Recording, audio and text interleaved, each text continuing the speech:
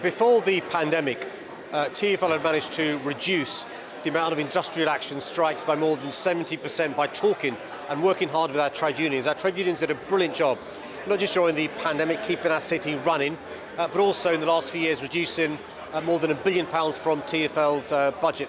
The only reason the trade unions have been balancing for strike action and taking strike action is because of conditions attached by the government.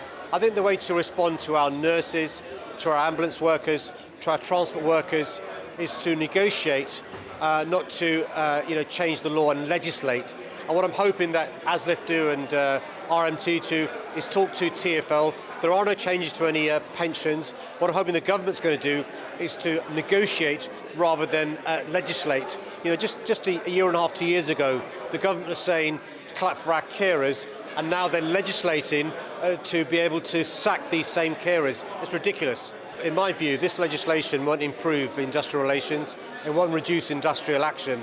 Instead, what it will do is confirm to the public how tone-deaf this government is. What the government should be doing is, rather than attaching conditions and strings to TfL, to the train operating companies, is to give in the financial support that we need to negotiate with our hard-working nurses, junior doctors, transport workers, civil servants and others. And I think this is a slap in the face for our heroic care workers, ambulance workers, nurses, junior doctors, civil servants, transport workers and many others. And what I'm hoping the government will do is see sense. This is not the way to respond to the worst cost of living crisis in recent memory. It's not the way to respond to inflation being as high as it is. I've seen and met nurses, ambulance workers and others relying upon food banks. These are nurses and workers who work incredibly hard, relying upon food banks. The way to respond isn't by legislation, it's by negotiation.